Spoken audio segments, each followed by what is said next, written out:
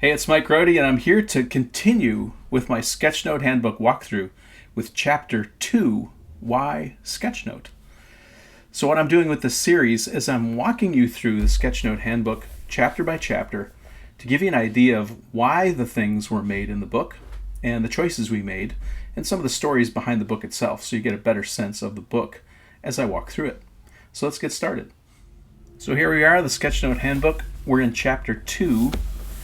And the title of this chapter is Why Sketchnote? So the big idea behind this chapter in the book is why bother? This is extra work, right? If you don't take notes at all, it's more work to take notes. If you take written notes, this adds another layer. This adds visuals to your notes, at least in some small way. So there needed to be some work done on convincing someone why would they go to that trouble, right?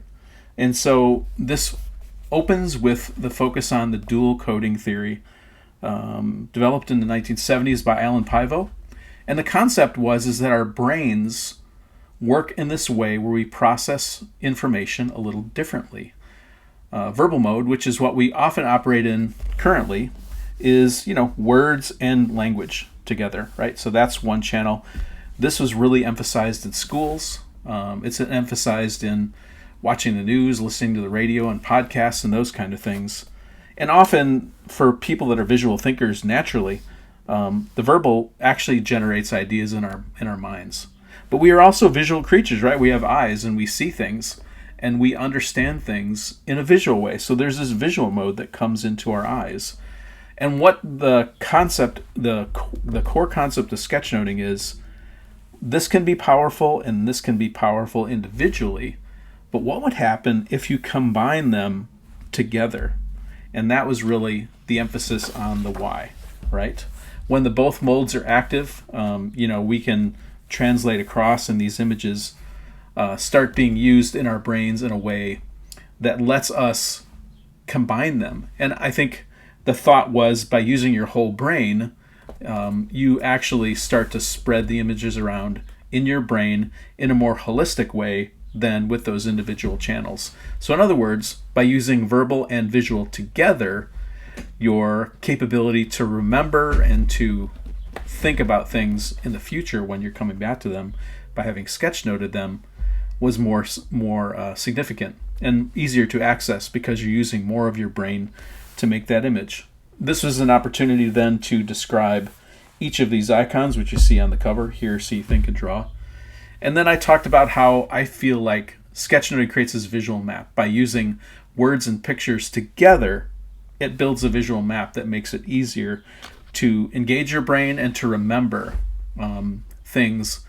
And I noticed this when I would do teaching after the book released, and I did an exercise called the treehouse exercise. And in the treehouse exercise, it was kind of fascinating when people would do treehouse drawings and then have to get up and describe those tree houses. It was a very simple drawing that they present, but for them, that map that they built was very detailed and lots of information embedded in it. So when they looked at the map, they could talk for half an hour about their treehouse, right? We would hold them to like 5 minutes, but they had no problem at all coming up with things to talk about for those 5 minutes that we offered them, describing the visual map that they had created. So in a lot of ways, you're embedding information in this map. And here I talked a little bit about the visual map you create. I took a sample from South by Southwest that I did and broke down the pieces and talked about the title and the images and all these things, ultimately being able to revive and remember information at a future time.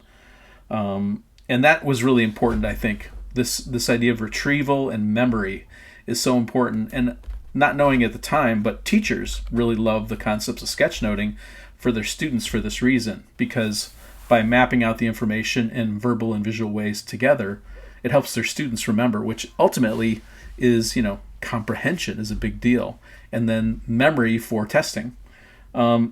Something I'll note is I got this example study here.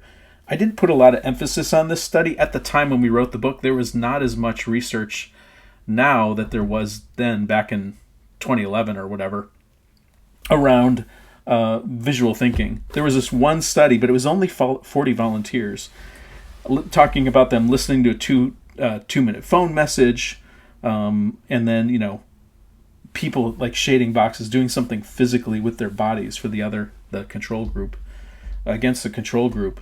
And they found that, they remembered 29% more because they were actively doing something. I think the problem with this research was 40 volunteers is not a very substantial study, and I don't know how much gravity we can give to this. But at the time, that was really all we had to go on. And so there was an emphasis there to note it, but just not put a heavy emphasis on research, just simply because there wasn't a lot of research back at the time, at least that I could find. Maybe it was buried in journals or something. And then I talked a lot about how sketchnoting helps concentration. You'll notice that I'm starting to play with these variations. So I've got a tone and then a white. And the thinking here was, this is an old trick, graphic designer trick, by having these light tones and then the white in the middle, it pops that thing off the page just a little bit.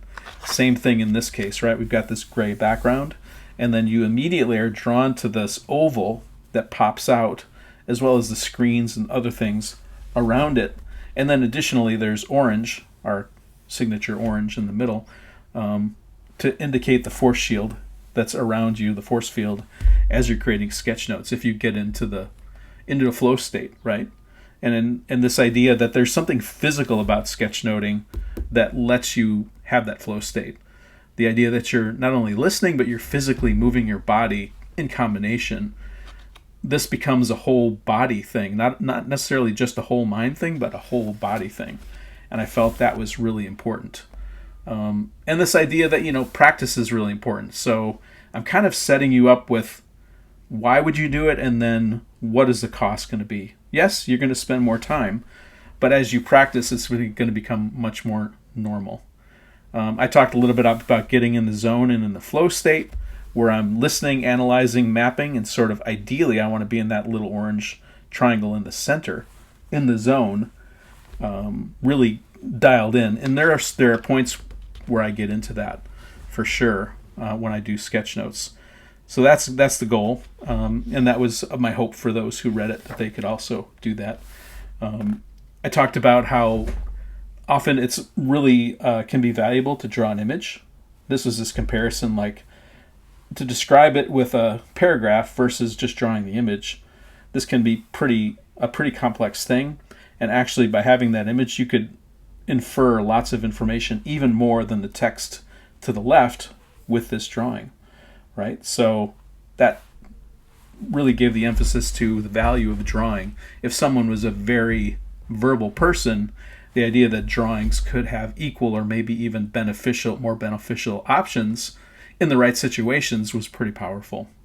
And that's reinforced here. Again, you'll see from a design perspective, I'm using the old trick of reversing to really give some emphasis. So you can see I'm providing variety. So things are changing and popping, so we go from gray to a white page with a black and a white page with black to kind of pop these ideas, right? Here I'm doing little drawings with simple imagery that I reinforced Chapter 1, the pyramids, solar system, Rocky Mountains, Kansas tornado, and this idea that drawings can be quicker than writing in some cases, and yet have lots of rich information behind the drawing. Here you can see I'm reversing from a design perspective, white with black. Here I'm flipping it over. I've got black with white. And talking about how, in comparison to the way I used to take notes, which was writing everything down and feeling like I had to capture every detail, like a court reporter, that sketchnoting in context of that was pretty relaxing. So if you come from it having not done anything, it might seem more work. But if you're coming from the point of feeling like you got to write everything down, that actually it becomes a more relaxing thing.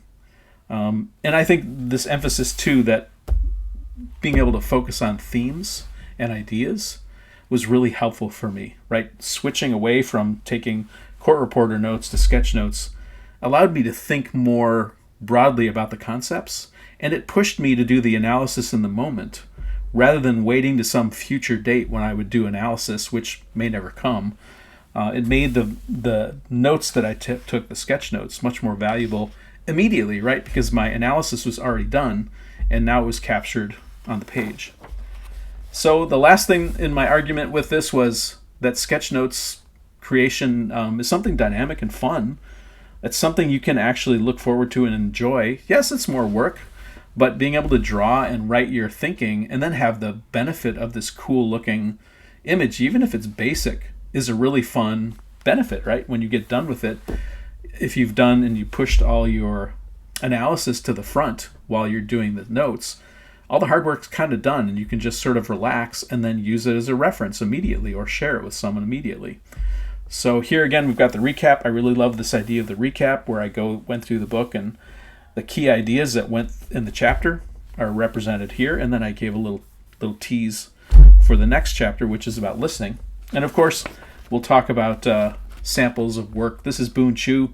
Loved his style. He produced a sketchnote for me, and as a designer, he was able to make use of some of these tones and have fun with the colors, which is really cool. And then finally, Veronica Erb as well. She broke it into 4 columns and made use of her color. She is a user experience designer, so she's had some concept and was able to provide the art that I then did production on. So it was pretty exciting to actually work with these variety of people as I built the book. So it was really satisfying to do the Sketchnote Handbook, and I hope these little insights as I walk through the chapters are helpful, and they give you insights into what it took to make the book, what my thinking was behind the book, and some more details about each of the little details through the chapter. So I hope that's helpful to go through chapter 2 in that way and provide a little bit more detail for you and understand why it was so important to convince somebody why they should bother sketchnoting. Ultimately, the book wouldn't sell unless they were convinced that they should do sketchnoting, that it's worth the extra work to do the sketching as well as the writing, or to do something if you aren't doing anything. And the benefits of doing analysis in the moment, the benefits of memory and comprehension and reference, the ability to draw something in a simple way that could be effectively like 1,000 words, right? So I think it was really helpful, and this was one of the foundational chapters, and I felt like if I could get readers through chapters 1 and 2, it made it a lot easier to keep them rolling through the book, and then queued up listening as chapter 3, because I felt like listening was often the unspoken secret weapon of sketchnoters. If drawing is not so emphasized as just ideas, not art, well then listening really gets emphasized, because ultimately if you're doing analysis in the moment, listening is really important. So we'll get into that in the next video. So thanks a lot for making time. You can purchase the book at rodesign.com/book. You can get it at Peachpit and Amazon. If you go to Peachpit, you can use the code RODE40 and get 40% off there. And it's available in the print version, which I think is the best version, but also a digital PDF version with a watermark. So pick your choice, and thanks for watching, and we'll talk to you next time.